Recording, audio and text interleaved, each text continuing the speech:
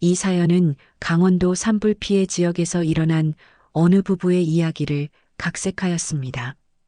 검은 재가 날리는 강원도 마을, 초여름의 햇살이 마른 나무 위에 부서져 내렸습니다. 민서는 무거운 물통을 들고 불에 탄 집터를 지나갔습니다. 20년 전 처음 준호를 만났던 이 강원도가 이렇게 참혹한 모습일 줄은 상상도 못했죠. 그때는 초록빛 산과 맑은 호수가 있는 사랑에 빠지기 좋은 곳이었으니까요. 어머니, 이쪽으로 좀 더 물을 가져다 주세요. 민서는 봉사단장의 목소리에 정신을 차렸습니다. 정신없이 물통을 나르다 보니 어느새 땀이 등을 적시고 있었습니다. 준호가 사라진 지 10년. 그 세월이 강물처럼 흘러갔지만 마음속 상처는 여전히 생생했어요. 딸 소연이 없었다면 버티기 힘들었을 겁니다. 18살이 된 소연은 이제 대학 입시를 앞두고 있었죠. 어디 쉬었다 하세요. 오전부터 계속 일하셨잖아요. 봉사단원 중 한 명이 다가와 민서에게 물병을 건넸습니다. 민서는 고마움에 미소를 지었어요. 이렇게 타인의 온기가 느껴질 때면 세상이 그리 나쁘지만은 않다고 생각하게 됩니다. 가끔은 소연의 얼굴에서 준호의 모습이 보일 때도 있었습니다. 그럴 때마다 가슴이 아렸죠. 괜찮습니다. 이 정도는 할 수 있어요. 민서는 다시 일어나 작업을 계속했습니다. 불에 탄 집들을 정리하고 주민들에게 물과 식량을 나누어 주는 일. 이것은 비록 작은 도움이지만 누군가에게는 큰 위로가 될 수 있으니까요. 봉사활동은 민서에게도 위로가 되었습니다. 자신의 아픔을 잠시 잊고 타인의 상처를 보듬을 수 있으니까요. 오후가 되자 봉사단은 잠시 휴식을 취했습니다. 민서는 쉼터로 마련된 텐트 아래 앉아 물을 마셨어요. 그때였습니다. 한 남자가 다른 봉사자들과 함께 걸어오는 모습이 보였죠. 그는 조용히 자신의 일에 집중하는 것 같았습니다. 하지만 민서의 시선을 사로잡은 것은 그의 목에 걸린 목걸이였어요. 심장이 멎는 듯한 느낌이었습니다. 그 독특한 모양의 목걸이. 준호와 결혼할 때 민서가 직접 디자인했던 것이었죠. J&M이라는 이니셜이 새겨진 그 목걸이는 세상에 단 하나뿐이었습니다. 민서는 자신도 모르게 벌떡 일어났어요. 다리가 후들거렸지만 그 남자에게 다가갔습니다. 가까이 다가갈수록 심장은 더 빠르게 뛰었습니다. 남자의 얼굴은 햇빛에 그을려 있었고 수염이 덥수룩하게 자라 있었어요. 10년이라는 세월이 지났으니 사람은 변하기 마련이죠. 하지만 그 눈빛, 그 목걸이, 착각일까요? 저기, 실례합니다만 그 목걸이. 민서의 목소리가 떨렸습니다. 남자는 민서를 향해 고개를 돌렸어요. 그 순간 민서의 눈에서 눈물이 흘러내렸습니다. 그의 눈에서 준호를 본 것 같았어요. 하지만 남자의 눈빛에는 아무런 감정도 없었습니다. 그저 낯선 사람을 바라보는 무심한 눈빛이었죠. 네, 이거요? 남자는 목걸이를 만지작거렸습니다. 그의 목소리는 낯설었지만 어딘가 익숙한 느낌도 들었어요. 민서는 떨리는 손으로 자신의 목걸이를 꺼냈습니다. 똑같은 디자인, 똑같은 이니셜이 새겨진 목걸이였죠. 혹시 당신은 말이 나오지 않았습니다. 남자는 민서의 목걸이를 물끄러미 바라보더니 미간을 찌푸렸어요. 그의 표정에는 혼란스러움이 가득했습니다. 죄송합니다만 저는 태연이라고 합니다. 이 목걸이는 제가 기억을 잃었을 때부터 가지고 있던 겁니다. 민서의 가슴이 철렁 내려앉았습니다. 기억을 잃었다고? 그럼 혹시 정말로 준호일까요? 머릿속이 복잡해졌습니다. 눈앞의 남자가 정말 준호라면 왜 민서를 알아보지 못하는 걸까요? 10년이라는 세월이 그를 완전히 바꿔놓은 걸까요? 기억을 잃으셨다고요? 민서의 목소리가 떨렸습니다. 태연이라는 남자는 불편한 듯 어깨를 으쓱였습니다. 그의 눈빛에는 의구심과 경계심이 가득했지만 민서는 그 깊은 곳에서 준호의 온기를 느꼈어요. 세월이 흘러 외모는 변했을지라도 사람의 눈빛은 쉽게 변하지 않는 법이니까요. 네, 약 10년 전쯤 이 근처에서 발견되었다고 합니다. 누가 저였는지, 어디서 왔는지, 모든 것이 흐릿해요. 태연은 자신의 목걸이를 만지작거렸습니다. 그 익숙한 손짓에 민서의 가슴이 다시 한번 쿵쾅거렸죠. 준호도 항상 생각에 잠길 때면 그렇게 목걸이를 만지작거렸으니까요. 그런데 왜 이 목걸이에 관심을 가지시는 거죠? 태연의 질문에 민서는 무슨 말을 해야 할지 몰랐습니다. 당신이 내 남편이에요라고 말하면 어떤 반응이 돌아올까요?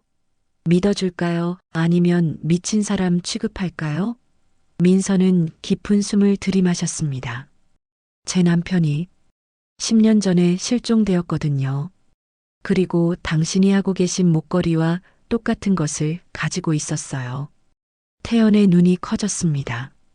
그는 민서와 목걸이를 번갈아 바라보더니 천천히 한 걸음 물러섰어요. 죄송합니다만 저는 당신을 모릅니다. 이 목걸이는 제가 쓰러져 있을 때 저를 발견한 분이 주셨다고 들었어요. 다른 설명은 듣지 못했습니다. 태연은 분명 혼란스러워 보였습니다. 민서는 그의 반응에서 거짓말을 하는 것 같지는 않다고 느꼈어요. 정말로 기억을 잃은 것 같았습니다. 민서의 머릿속에 수많은 생각이 스쳐 지나갔죠. 만약 정말 준호라면 어떻게 그를 설득할 수 있을까? 어떻게 그의 기억을 되찾게 할 수 있을까? 제가 미친 사람처럼 보이시겠지만 당신의 이름이 정말 태연인지 확신하시나요? 혹시 준호라는 이름이 조금이라도 익숙하게 들리지 않나요? 태연은 고개를 가로저었습니다. 그의 표정에는 미안함과 경계심이 교차했죠. 정말 죄송합니다. 하지만 저는 당신을 모릅니다. 그리고 준호라는 이름도 처음 들어봅니다. 민서는 마음이 무너져 내리는 듯 했습니다. 10년 동안 간직해온 희망이 한순간에 산산조각 나는 것 같았어요. 하지만 그 목걸이, 그 눈빛, 착각일 리가 없었습니다. 이해합니다. 제가 너무 갑작스럽게 접근해서 죄송해요. 하지만 혹시 제 이야기를 조금만 더 들어주실 수 있을까요? 태연은 망설였지만 결국 고개를 끄덕였습니다. 그들은 봉사 캠프 근처 벤치에 앉았어요.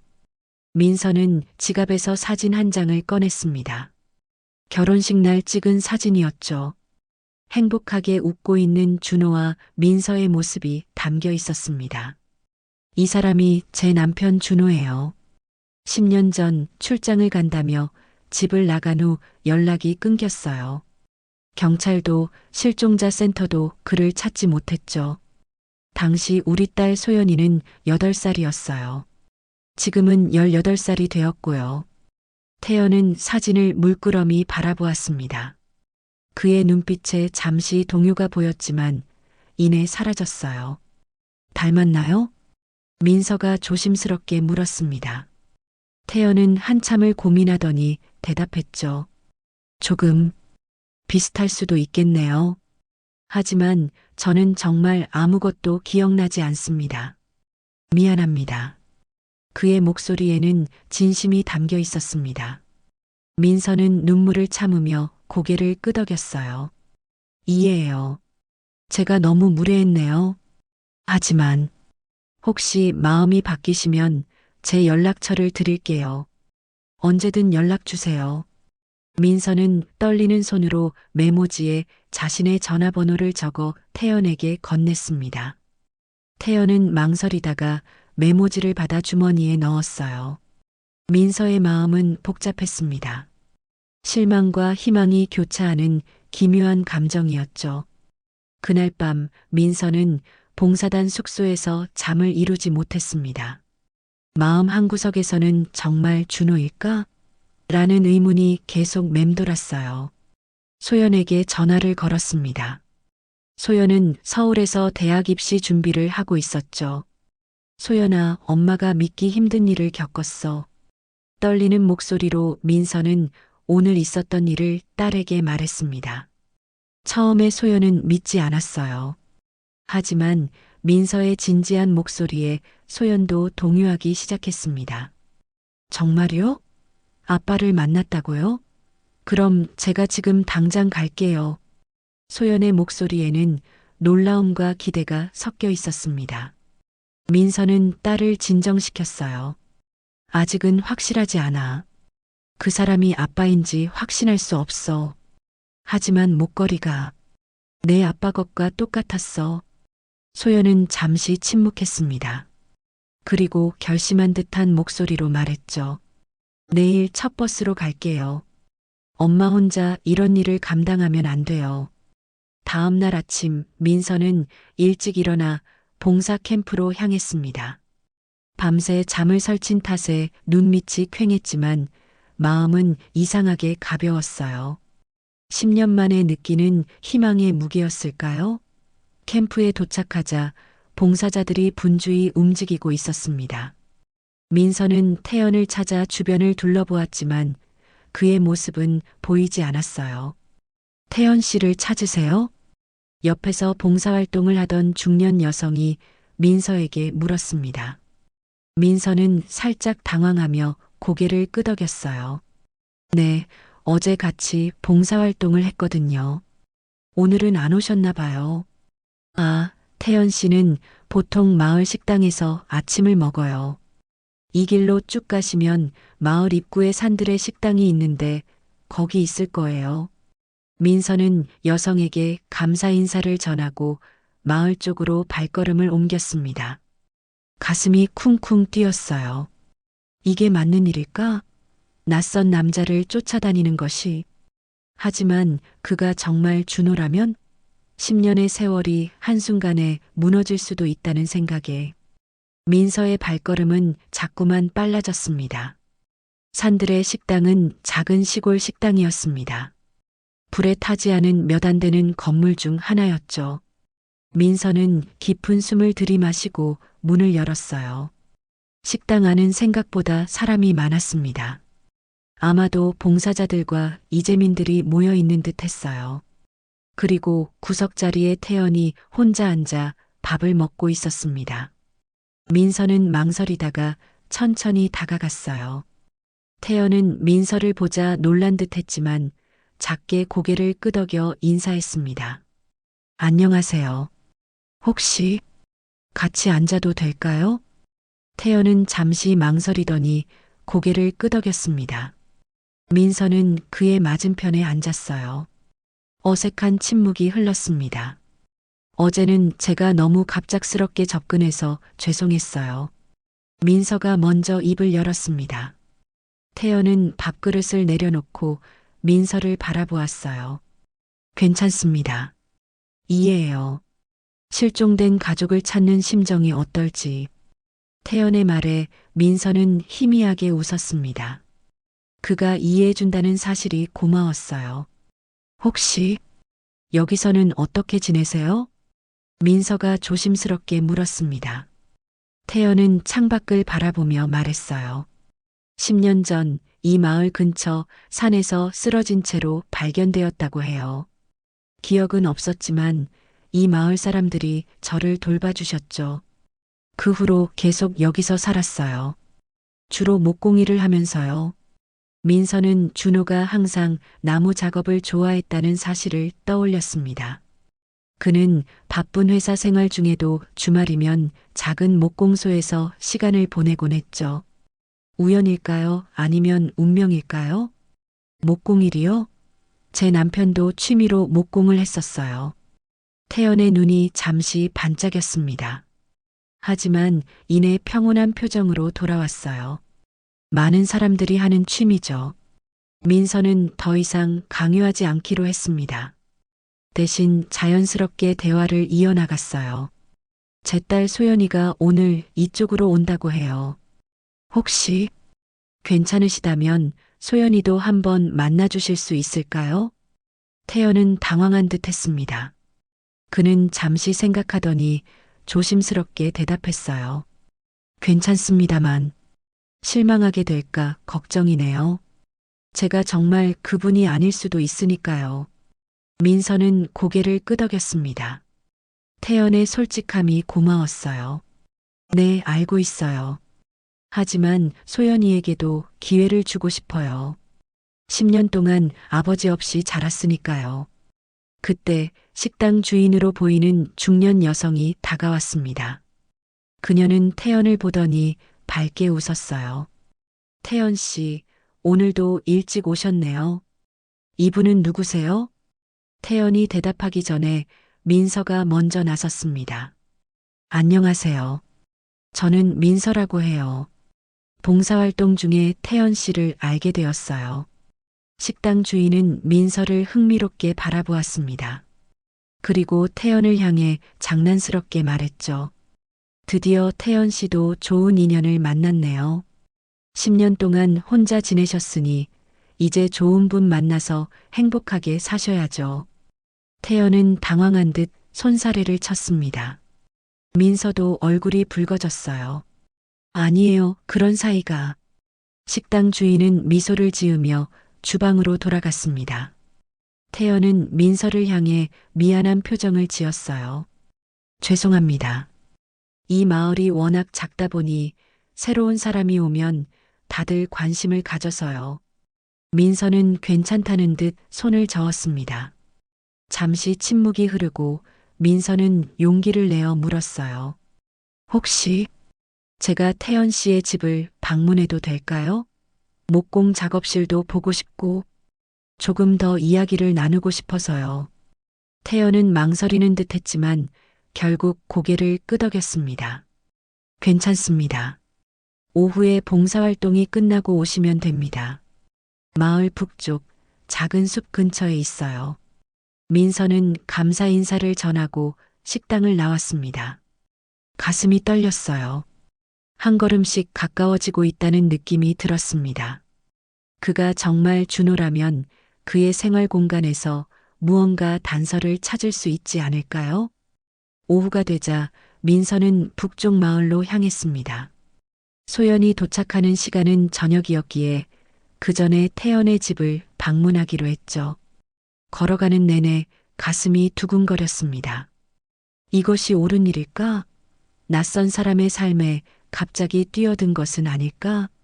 하지만 그 목걸이와 태연의 눈빛은 분명 준호를 떠올리게 했어요. 마을 북쪽 작은 숲 근처에 도착하자 나무로 지어진 소박한 집이 보였습니다. 집 옆에는 작은 창고가 있었는데 아마도 목공 작업실인 듯 했어요. 민서는 깊은 숨을 들이마시고 문을 두드렸습니다. 잠시 후 태연이 문을 열었어요. 안녕하세요. 와주셨군요. 태연은 민서를 집 안으로 안내했습니다. 집 안은 소박했지만 정갈했어요. 벽면에는 나무로 만든 작은 장식품들이 걸려 있었습니다. 민서는 그것들을 보며 가슴이 찡해졌습니다. 준호도 이런 스타일의 작품을 만들곤 했으니까요. 직접 만드신 거예요? 민서가 벽에 걸린 나무 장식품을 가리키며 물었습니다. 태연은 고개를 끄덕였어요. 네, 시간 날 때마다 만들고 있어요. 손으로 무언가를 만들 때면 마음이 편안해집니다. 준호가 하던 말과 너무 비슷했습니다. 민서는 뭉클한 감정을 누르고 미소 지었어요. 정말 아름다워요. 제 남편도 이런 작품을 좋아했어요. 태연은 민서를 바라보다가 조심스럽게 물었습니다. 실례가 안 된다면 당신의 남편에 대해 더 이야기해 주실 수 있을까요? 어떤 사람이었는지. 민서는 놀랐습니다. 태연이 먼저 준호에 대해 물어본 것은 처음이었으니까요. 혹시 무언가 기억이 떠오른 걸까요? 준호는 따뜻한 사람이었어요. 항상 웃음이 많고 다른 사람을 배려하는 마음이 컸죠. 회사에서는 열심히 일했고 집에서는 딸을 무척 사랑했어요. 주말이면 항상 목공 작업을 했고 저희에게 작은 선물들을 만들어주곤 했죠. 태연은 민서의 이야기를 집중해서 들었습니다. 그의 눈빛에 흔들림이 보였어요. 그리고 준호는 호수를 좋아했어요. 데이트할 때도 항상 호수 근처로 갔죠. 이 근처에 있는 청호수에서 저희는 첫 키스를 했어요. 민서의 말에 태연이 갑자기 머리를 감싸쥐었습니다. 고통스러운 표정이 역력했어요. 괜찮으세요? 민서가 걱정스럽게 물었습니다. 태연은 천천히 고개를 들었어요. 네, 괜찮습니다. 가끔 두통이 심할 때가 있어서요. 민서는 태연이 기억을 떠올리려 할 때 두통이 온다는 사실을 알아차렸습니다. 이것은 좋은 신호일까요?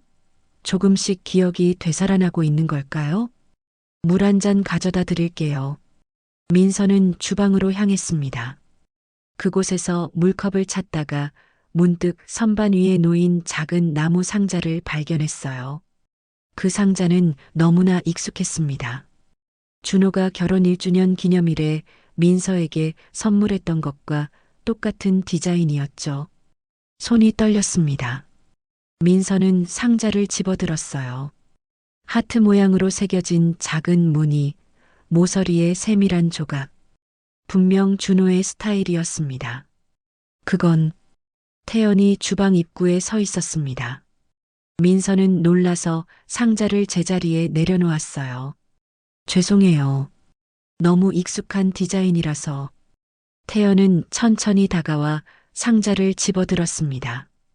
그리고 조용히 말했어요. 이건 제가 만든 첫 번째 작품이에요. 기억을 잃고 난 후에. 왜인지 이 디자인이 머릿속에 떠올랐어요. 마치 예전에 만들어 본 것 같은 느낌이 들어서 민서의 눈에 눈물이 맺혔습니다. 이건 분명 우연이 아니었어요. 태연은 준호의 기억을 어딘가에 간직하고 있었습니다. 잃어버린 기억 속에서도 그의 손은 여전히 민서와의 추억을 만들어내고 있었던 거죠. 제 남편이 똑같은 상자를 만들어 저에게 선물했어요. 결혼 1주년 기념이래요. 태연은 혼란스러운 표정을 지었습니다. 그는 상자를 물끄러미 바라보더니 다시 민서를 쳐다보았어요. 정말 이상하네요. 마치 운명 같아요. 그 순간 밖에서 누군가 문을 두드리는 소리가 들렸습니다. 민서와 태연은 동시에 현관으로 향했어요. 문을 열자 소연이 서 있었습니다. 엄마. 소연은 민서를 꼭 안았습니다. 그리고 태연을 향해 고개를 돌렸어요. 소연의 눈이 커졌습니다. 태연도 소연을 보며 잠시 멈춰 섰어요. 둘 사이에 이상한 기운이 흘렀습니다. 이분이 그분인가요? 소연이 떨리는 목소리로 물었습니다. 민서는 조심스럽게 대답했어요. 소연아, 이분은 태연 씨야. 아직 확실한 건 아니지만. 소연은 태연을 뚫어지게 바라보았습니다. 그리고 갑자기 눈물을 터뜨렸어요. 아빠, 맞아요. 눈이 똑같아요. 소연의 말에 태연은 당황했습니다. 그는 혼란스러운 표정으로 소연을 바라보았어요. 그리고 갑자기 뒤로 물러섰습니다. 죄송합니다. 하지만 저는 당신들을 모릅니다. 정말 미안해요. 태연의 목소리에는 진심이 담겨 있었습니다. 소연은 눈물을 훔치며 민서에게 기대었어요. 민서는 딸의 어깨를 감싸 안았습니다. 괜찮아요, 태연 씨. 우리가 너무 서두르고 있는 거예요. 소연아, 이분은 자신이 누구인지 기억하지 못하셔. 우리가 도와줘야 할 거야. 그날 밤 민서와 소연은 봉사단 숙소로 돌아왔습니다. 소연의 눈은 여전히 붉게 충혈되어 있었어요. 딸이 태연을 보고 받은 충격이 얼마나 컸을지 민서는 충분히 이해할 수 있었습니다. 10년 만에 아버지라고 생각되는 사람을 만났는데 그가 자신을 알아보지 못한다니. 그 상실감은 이루 말할 수 없었겠죠. 엄마, 정말 아빠가 맞아요. 저는 확신해요. 소연이 침대에 앉아 말했습니다. 민서는 딸의 머리를 쓰다듬었어요. 나도 그렇게 생각해. 하지만 태연 씨는 기억을 잃은 상태야. 우리가 조금씩 도와줘야 할 거야. 소연은 고개를 끄덕였습니다. 그녀의 눈빛에는 결연함이 담겨 있었어요. 내일 다시 만나러 가도 될까요? 제가 아빠에게 들려주고 싶은 노래가 있어요. 민서는 놀랐습니다. 노래라니? 어떤 노래? 소연은 쓸쓸하게 웃었습니다. 아빠가 저에게 항상 불러주던 자장가요. 아빠가 사라지고 나서도 저는 그 노래를 잊지 않았어요. 혹시 그 노래를 들으면 기억이 날지도 모르잖아요. 민서의 가슴이 뭉클해졌습니다. 소연은 8살 때 아버지를 잃었지만 준호와의 추억을 소중히 간직하고 있었던 거죠. 민서는 딸을 꼭 안아주었어요. 그래, 내일 다시 가보자. 하지만 너무 기대하진 말자. 천천히 조금씩 접근해야 해. 다음 날 아침 민서와 소연은 다시 태연의 집을 찾았습니다. 태연은 문을 열어주며 조금 놀란 듯 했지만 이내 두 사람을 안으로 맞이했어요. 오늘도 오셨네요. 들어오세요. 태연은 어제보다 조금 더 편안해 보였습니다. 소연은 긴장한 모습이었지만 용기를 내어 태연에게 말을 걸었어요. 혹시 제가 노래 한 곡 불러도 될까요? 아빠가 저에게 항상 불러주던 노래인데. 태연은 잠시 망설이다가 고개를 끄덕였습니다. 소연은 깊은 숨을 들이마시고 노래를 시작했어요. 작은 목소리였지만 그 안에 담긴 감정은 깊었습니다. 준호가 소연에게 불러주던 자장가였어요. 노래가 끝나자 방 안에 정적이 흘렀습니다. 태연은 몸을 굳힌 채 소연을 바라보고 있었어요. 그의 눈에는 이상한 빛이 어려 있었습니다. 괜찮으세요? 민서가 조심스럽게 물었습니다. 태연은 천천히 고개를 끄덕였어요. 네. 그냥 노래가 익숙하게 들려서요. 마치 전에 들어본 것 같은. 소연의 눈이 반짝였습니다. 그녀는 희망에 찬 목소리로 말했어요. 정말요? 아빠가 저에게 매일 밤 불러주셨어요. 제가 8살 때까지요. 태연은 혼란스러운 표정을 지었습니다. 그는 머리를 감싸주더니 천천히 소파에 앉았어요. 죄송합니다. 가끔 이렇게 머리가 아플 때가 있어요. 마치 무언가를 기억하려고 할 때처럼요. 민서와 소연은 서로를 바라보았습니다. 이건 분명 좋은 신호였어요. 태연의 기억이 조금씩 되살아나고 있는 것일까요? 괜찮으세요? 물 한 잔 가져다 드릴게요. 소연이 주방으로 향했습니다. 민서는 태연 곁에 앉았어요. 무리하지 마세요. 천천히 생각해 보세요. 혹시 청호수에 한번 가보는 건 어떨까요? 그곳이 준호와 제가 자주 갔던 곳이에요. 태연은 잠시 생각하더니 고개를 끄덕였습니다. 좋습니다. 오늘 오후에 봉사활동이 끝나면 함께 가보죠. 소연이 물을 가져왔습니다. 태연은 감사하다는 미소를 지었어요. 그 미소는 준호의 그것과 너무나 닮아 있었습니다. 오후 세 사람은 청호수로 향했습니다. 푸른 물결이 반짝이는 호수는 10년 전과 크게 달라진 것 없이 그대로였어요. 민서는 감회에 젖었습니다. 이곳에서 준호와 첫 키스를 했고 청혼을 받았죠. 그리고 소연이 태어났을 때 가족 사진을 찍었던 곳이기도 했습니다. 이곳이 청호수예요. 준호와 저는 자주 이곳에 왔었죠. 저기 벤치에서 준호가 프로포즈를 했어요. 민서가 호수 건너편 벤치를 가리키며 말했습니다. 태연은 그곳을 바라보며 천천히 걸어갔어요. 그의 발걸음은 무거워 보였지만 무언가에 이끌리는 듯한 느낌이 들었습니다. 벤치에 도착하자 태연은 조용히 앉았습니다. 그리고 주변을 둘러보았어요. 민서와 소연도 그 옆에 앉았습니다. 잠시 침묵이 흘렀어요. 왜인지 이곳이 정말 편안하게 느껴집니다. 태연이 조용히 말했습니다. 그의 눈빛에는 혼란과 평온이 공존하고 있었어요. 아빠, 여기서 우리 가족 사진도 찍었어요. 제가 태어났을 때요. 소연이 말했습니다. 그녀는 지갑에서 작은 사진을 꺼내 태연에게 건넸어요. 사진 속에는 갓 태어난 소연을 안고 있는 준호와 민서의 모습이 담겨 있었습니다. 배경은 바로 이 청호수였어요.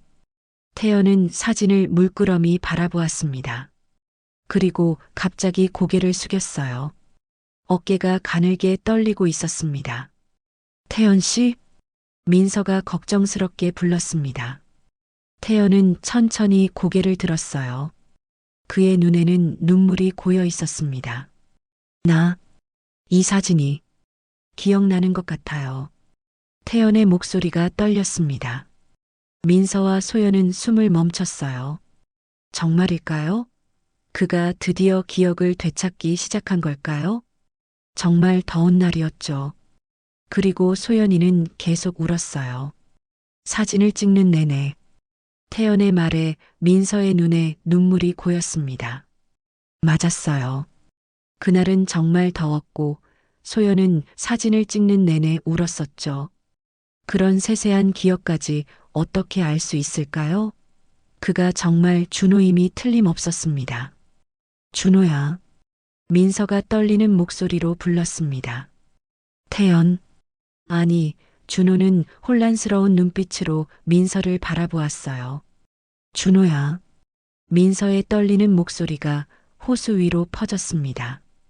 태연은 여전히 혼란스러운 눈빛이었지만 그 안에는 미세한 변화가 일어나고 있었어요. 그는 사진을 다시 한번 바라보았습니다. 저는 태연의 말이 끊겼습니다. 그는 갑자기 머리를 감싸 쥐고 앞으로 몸을 숙였어요. 고통스러운 표정이 역력했습니다. 민서와 소연은 놀라 그의 어깨를 붙잡았죠. 괜찮으세요? 어디가 아프신가요? 민서가 걱정스럽게 물었습니다. 태연은 천천히 고개를 들었어요. 그의 눈에는 혼란과 고통이 섞여 있었습니다. 죄송합니다. 갑자기 머리가 너무 아파서. 소연이 재빨리 물병을 꺼내 태연에게 건넸습니다. 태연은 물을 마시고 진정하려 노력했어요. 민서는 조심스럽게 그의 등을 쓰다듬었습니다. 그 순간 태연의 눈빛이 변했어요. 마치 무언가를 기억해낸 듯한 표정이었습니다. 이 느낌, 당신이 항상 이렇게 내 등을 쓰다듬었죠? 민서의 가슴이 쿵 내려앉았습니다. 맞았어요. 준호가 피곤하거나 스트레스를 받을 때면 민서는 항상 그의 등을 부드럽게 쓰다듬어 주었죠. 그것은 둘만의 작은 의식과도 같았습니다. 맞아요. 준호가 힘들어할 때면 내가 항상 그렇게 해주었어요. 태연은 혼란스러운 표정으로 민서를 바라보았습니다. 그리고 갑자기 일어섰어요. 잠시 혼자 있고 싶습니다. 죄송합니다. 그는 급하게 호수 주변을 걷기 시작했습니다. 민서와 소연은 걱정스러운 눈빛으로 그를 바라보았어요. 그러나 억지로 따라가는 것보다는 시간을 주는 것이 좋겠다고 판단했습니다. 엄마 아빠가 기억을 되찾기 시작한 것 같아요. 소연이 희망에 찬 목소리로 말했습니다. 민서는 미소를 지었지만 그 안에는 조심스러움이 담겨 있었어요. 그런 것 같아. 하지만 너무 서두르면 안 돼. 기억상실증은 복잡한 문제야. 우리가 인내심을 가지고 기다려야 해. 소연은 고개를 끄덕였습니다. 두 사람은 벤치에 앉아 태연이 돌아오기를 기다렸어요. 한참 후 태연이 천천히 걸어왔습니다. 그의 표정은 한결 진정된 듯 했어요. 죄송합니다. 갑자기 혼란스러워서 민서는 부드럽게 미소 지었습니다. 괜찮아요. 무리하지 마세요. 천천히 생각해 보세요. 태연은 고개를 끄덕였습니다. 그리고 조심스럽게 말했어요. 저 오늘 밤 생각을 정리할 시간이 필요할 것 같습니다. 내일 다시 만나도 될까요? 민서와 소연은 서로를 바라보았습니다. 그리고 동시에 고개를 끄덕였어요. 물론이죠. 우리는 봉사단 숙소에 있을 거예요. 연락 주세요. 세 사람은 각자의 마음에 복잡한 감정을 안고 헤어졌습니다. 민서와 소연은 숙소로 돌아왔어요. 두 사람 모두 흥분과 긴장으로 가득 차 있었습니다. 엄마, 정말 아빠가 맞아요. 저는 확신해요. 소연이 침대에 앉아 말했습니다. 민서는 딸의 손을 잡았어요. 나도 그렇게 생각해. 하지만 태연 씨, 아니, 준호가 스스로 깨닫도록 기다려야 해. 우리가 너무 강요하면 오히려 역효과가 날 수도 있어. 소연은 고개를 끄덕였습니다. 그날 밤 두 사람은 오랜만에 희망에 차서 잠에 들었어요. 다음 날 아침 민서와 소연은 봉사활동에 참여했습니다. 태연의 모습은 보이지 않았어요. 아마도 어제의 혼란스러운 기억들을 정리하고 있을 테죠. 민서는 불안했지만 그에게 시간을 주기로 했습니다. 오후가 되자 봉사단장이 민서를 불렀습니다. 민서 씨, 전화 왔어요. 태연 씨라고 하네요. 민서는 놀라 전화를 받았습니다. 태연의 목소리가 들려왔어요. 안녕하세요. 혹시 오늘 저녁에 제 집에 와주실 수 있을까요? 보여드릴 것이 있습니다. 민서의 심장이 빠르게 뛰었습니다. 그의 목소리에는 이전과 다른 무언가가 담겨 있었어요. 네, 물론이죠. 소연이와 함께 갈게요. 전화를 끊고 민서는 소연에게 상황을 설명했습니다. 소연의 눈이 반짝였어요. 엄마, 혹시 아빠가 기억을 되찾은 걸까요? 민서는 조심스럽게 대답했습니다. 모르겠어. 너무 기대하지 말자. 하지만 어떤 일이 일어나든 우리는 함께 할 거야. 저녁이 되어 민서와 소연은 태연의 집으로 향했습니다. 문을 두드리자 태연이 열어주었어요. 그의 표정은 어제와는 달리 차분해 보였습니다. 들어오세요. 민서와 소연은 집 안으로 들어갔습니다. 태연은 그들을 거실로 안내했어요. 탁자 위에는 낡은 노트가 놓여 있었습니다. 어젯밤 잠을 이루지 못했어요. 머릿속이 너무 혼란스러워서 그래서 창고를 뒤지기 시작했습니다. 그리고 이것을 찾았어요. 태연은 노트를 민서에게 건넸습니다. 민서는 조심스럽게 노트를 펼쳤어요. 그 안에는 누군가의 필체로 쓰여진 일기가 있었습니다. 민서의 손이 떨렸어요. 이건 준호의 필체였습니다. 10년 전부터 쓰기 시작한 것 같아요. 제가 여기서 발견되었을 때부터 저는 기억이 없었지만 뭔가 남겨두고 싶어서 일기를 쓰기 시작했나 봐요. 민서는 노트를 천천히 넘겼습니다. 준호. 아니, 태연의 일상이 기록되어 있었어요. 그리고 중간중간 희미한 기억의 파편들이 적혀 있었습니다. 여기, 오늘 꿈에서 여자와 아이를 보았다. 누군지 알 수 없지만 가슴이 아프다라고 적혀 있어요. 민서의 목소리가 떨렸습니다. 태연은 고개를 끄덕였어요. 네. 가끔 꿈에 두 사람이 나타났어요. 하지만 누군지 알 수 없었죠. 그런데 어제 호수에서 당신들을 보고 나서 그 꿈이 더 선명해졌어요. 소연이 조심스럽게 물었습니다. 그럼 저희가 누군지 기억나세요? 태연은 잠시 침묵했습니다. 그리고 천천히 대답했어요. 완전히는 아니지만 조각조각 기억이 떠오르고 있어요. 호수에서의 키스, 결혼식, 소연이가 태어났을 때 민서의 눈에서 눈물이 흘러내렸습니다. 태연, 아니, 준호가 조금씩 기억을 되찾고 있었어요. 10년의 세월이 한순간에 무너지는 느낌이었습니다. 소연도 눈물을 참지 못했어요. 그럼 제가 정말 당신의 딸이라는 걸 기억하시나요? 소연이 떨리는 목소리로 물었습니다. 태연은 소연을 바라보았어요. 그의 눈에도 눈물이 고여 있었습니다. 완전히는 아니지만 당신이 태어났을 때 작고 빨간 얼굴로 울던 모습이 기억나요. 그리고 밤마다 자장가를 불러주던 것도요. 소연은 더 이상 참지 못하고 태연에게 달려가 안겼습니다. 태연은 잠시 놀랐지만 천천히 팔을 들어 소연을 감싸 안았어요. 그 모습을 보며 민서도 눈물을 멈출 수 없었습니다. 준호야, 정말 내가 맞구나. 민서가 떨리는 목소리로 말했습니다. 태연은 민서를 바라보았어요. 그의 눈빛에는 혼란과 그리움이 함께 담겨 있었습니다. 민서, 당신 이름이 민서죠?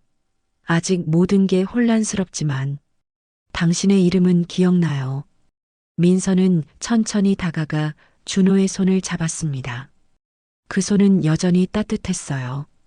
10년의 세월이 지났지만 그 온기는 변하지 않았습니다.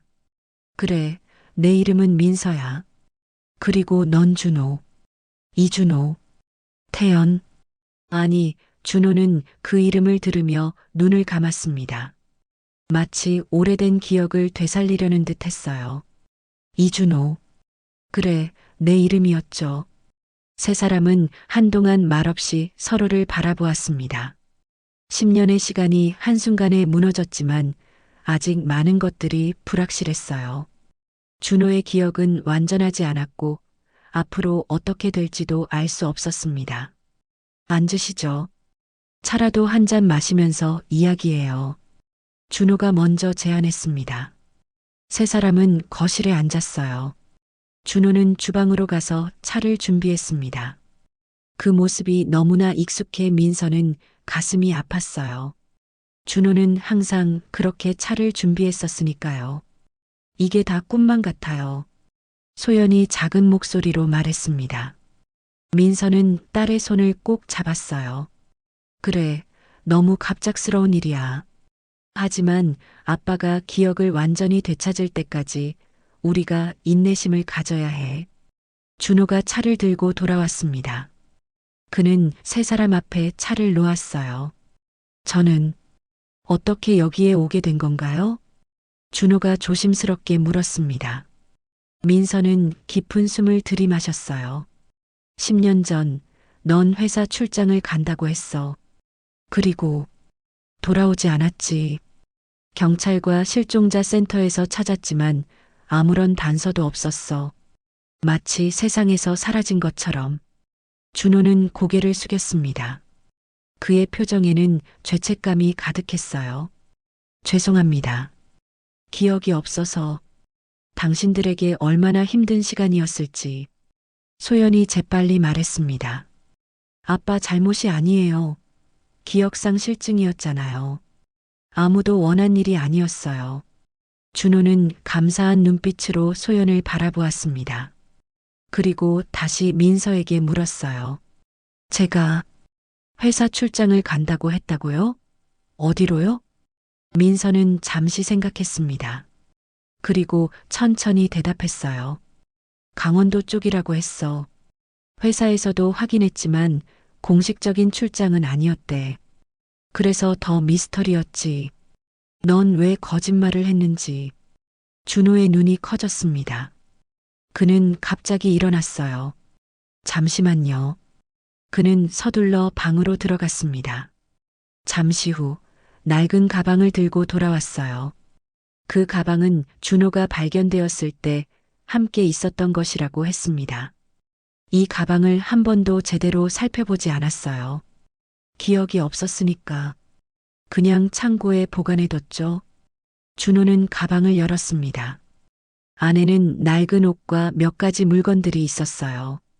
그리고 깊숙한 곳에서 작은 노트를 꺼냈습니다. 이건 준호는 노트를 펼쳤습니다. 그 안에는 지도와 메모들이 가득했어요. 민서와 소연은 고개를 숙여 노트를 보았습니다. 이건 청호수 근처 산에 대한 지도 같아요. 그리고 여기 불법 벌목 증거 수집이라고 적혀 있어. 민서가 놀라서 말했습니다. 준호는 미간을 찌푸렸어요. 불법 벌목이요? 왜 제가 그런 것을 조사하고 있었을까요? 민서는 갑자기 기억이 났습니다. 준호가 사라지기 전 그는 환경 문제에 관심을 갖기 시작했었어요.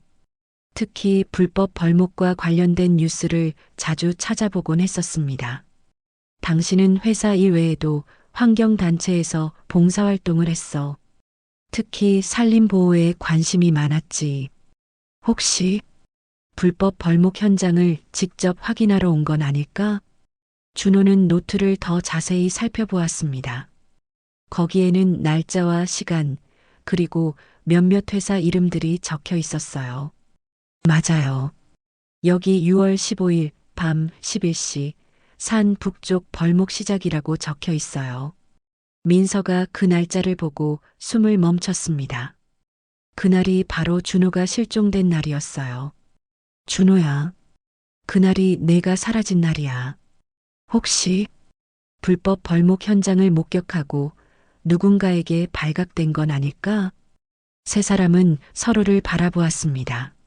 모든 것이 서서히 맞아떨어지기 시작했어요. 준호는 불법 벌목 현장을 감시하러 왔다가 누군가에게 발견되었고 그 과정에서 사고를 당했을 가능성이 컸습니다. 그래서 기억을 잃고 이 마을에서 발견된 거군요. 준호가 조용히 말했습니다. 그의 눈에는 깨달음과 슬픔이 교차했어요. 10년이나 당신들에게 10년의 시간을 빼앗아 버렸네요. 민서는 준호의 손을 꼭 잡았습니다. 중요한 건 지금이야. 내가 살아있다는 것, 우리가 다시 만났다는 것. 그것만으로도 충분해. 소연도 고개를 끄덕였습니다. 엄마 말씀이 맞아요, 아빠. 저희는 항상 아빠를 기다렸어요. 그리고 드디어 만났잖아요. 준호의 눈에 눈물이 고였습니다. 그는 소연과 민서를 바라보며 미소 지었어요. 기억이 완전히 돌아오진 않았지만 당신들이 내 가족이라는 건 확실해요. 마음이 그렇게 말해주니까요. 그날 밤 세 사람은 오랜 시간 이야기를 나누었습니다.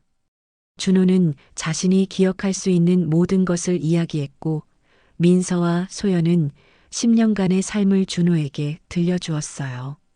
웃음과 눈물이 섞인 밤이었습니다. 소연이가 중학교 입학할 때 나 혼자서 얼마나 긴장했는지 몰라. 준호가 있었으면 훨씬 든든했을 텐데. 민서의 말에 준호는 미안한 표정을 지었습니다. 하지만 소연이 재빨리 말했어요. 그래도 엄마가 정말 잘해주셨어요. 혼자서 저를 키우시느라 얼마나 힘드셨을지. 이제는 아빠도 함께니까 더 행복해질 거예요. 준호는 감동한 표정으로 소연을 바라보았습니다. 18살의 소연은 이미 어른처럼 성숙해 보였어요. 그녀는 아버지의 부재 속에서도 씩씩하게 자라준 것이 분명했습니다. 정말 대단한 딸로 자랐네요. 민서 씨. 아니, 여보가 정말 잘 키웠어요. 여보라는 말에 민서는 가슴이 떨렸습니다. 10년 만에 듣는 그 호칭이 너무나 그리웠어요. 준호도 자신이 한 말에 살짝 당황한 듯 했지만 곧 미소를 지었습니다. 아직 모든 기억이 돌아오진 않았지만 조금씩 익숙해지고 있어요. 그리고 이상하게도 여보라고 부르는 게 자연스럽게 느껴져요. 민서는 눈물을 참으며 고개를 끄덕였습니다. 그들의 사랑은 기억의 상실에도 불구하고 여전히 그곳에 있었던 거죠. 아빠, 내일 서울로 돌아가시나요? 소연이 물었습니다. 민서와 준호는 서로를 바라보았어요. 그들은 아직 그것에 대해 이야기하지 않았습니다. 글쎄, 어떻게 할까요? 준호가 조심스럽게 물었습니다. 민서는 잠시 생각하더니 대답했어요. 너무 서두르지 말자. 준호가 아직 모든 기억을 되찾은 것도 아니고 천천히 진행하는 게 좋을 것 같아. 우선은 봉사활동을 마무리하고 그 후에 서울로 돌아가는 건 어떨까? 준호는 고개를 끄덕였습니다. 그의 표정에는 안도감이 묻어났어요. 그게 좋겠어요. 사실 갑자기 모든 것이 바뀌는 게 조금 두렵기도 해요. 10년 동안 태연으로 살아왔으니까요. 민서는 이해한다는 듯 미소 지었습니다. 급격한 변화는 준호에게 또 다른 충격이 될 수 있었어요. 천천히 조금씩 진행하는 것이 중요했습니다. 그럼 내일부터 함께 봉사활동을 해요. 세 가족이 함께 소연이 밝게 제안했습니다. 준호와 민서는 서로를 바라보며 미소 지었어요. 그것은 새로운 시작이 될 것이었습니다. 다음 날 세 사람은 함께 봉사활동에 참여했습니다. 태연, 아니, 준호는 이제 민서와 소연과 함께 있었어요. 봉사단 사람들은 그들의 이야기를 듣고 놀라워했지만 모두가 기적 같은 재회를 축하해 주었습니다. 정말 드라마 같은 이야기네요. 10년 만의 재회라니. 봉사단장이 감동한 표정으로 말했습니다. 민서는 미소 지었어요. 네, 저희도 아직 믿기지 않아요. 하지만 이렇게 다시 만나게 되어 정말 감사해요. 준호는 민서와 소연의 곁에서 묵묵히 일했습니다. 그의 눈빛은 전보다 훨씬 밝아져 있었어요. 마치 인생의 의미를 다시 찾은 것처럼 보였습니다. 오후 세 사람은 잠시 휴식을 취하며 청호수 근처 벤치에 앉았습니다. 봄바람이 불어오는 호수는 평화로웠어요. 어젯밤 많은 생각을 했어요. 준호가 조용히 말했습니다. 민서와 소연은 그를 바라보았어요. 불법 벌목 현장을 목격하고 누군가에게 발견된 것 같아요. 그리고 아마도 그들이 저를 공격했을 거예요. 그 과정에서 머리를 다치고 기억을 잃은 것 같습니다. 민서는 준호의 손을 잡았습니다. 그의 손은 떨리고 있었어요. 그런데 그 회사들은 지금 어떻게 됐을까요? 내가 조사하던 불법 벌목 회사들 말이에요. 민서는 생각에 잠겼습니다. 그리고 문득 기억이 났어요. 실종 후 약 1년 뒤에 이 지역의 몇몇 벌목 회사들이 불법 행위로 적발됐어. 대규모 수사가 있었지. 하지만 당신과 연관 지어 생각해 본 적은 없었어. 준호의 눈이 커졌습니다. 그는 희미하게 웃었어요. 그럼 내가 수집하던 증거가 어떻게든 전달된 걸까요? 아니면 다른 누군가가 같은 일을 했을까요? 소연이 갑자기 말했습니다. 아빠의 가방, 그 안에 있던 노트와 증거들. 혹시 누군가가 그것을 발견하고 당국에 제보한 건 아닐까요? 준호와 민서는 서로를 바라보았습니다. 그럴 가능성이 있었어요. 준호가 쓰러진 후 누군가가 그의 가방을 발견했을 수도 있었습니다. 그렇다면 내가 하려던 일은 결국 이루어진 거네요.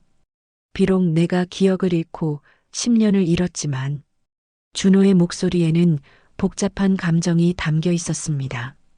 슬픔과 안도, 그리고 희망이 뒤섞여 있었어요. 당신이 한 일은 의미가 있었어, 준호야. 그리고 이제 우리는 다시 함께 할 수 있어. 민서의 말에 준호는 고개를 끄덕였습니다. 그의 눈에는 결연한 빛이 어려 있었어요. 저는 결심했습니다. 기억이 완전히 돌아오든 그렇지 않든 이제 준호로서의 삶을 다시 시작하고 싶어요. 태연으로서의 10년도 소중했지만 이준호로서 민서와 소연과 함께하는 삶이 제 진짜 삶이니까요. 민서와 소연의 눈에 눈물이 고였습니다. 준호는 두 사람의 손을 꼭 잡았어요. 함께 서울로 돌아가고 싶습니다. 그리고 잃어버린 10년을 메우고 싶어요. 물론 천천히 조금씩이요. 민서는 준호의 손을 꼭 잡았습니다. 눈물이 그녀의 뺨을 타고 흘러내렸어요.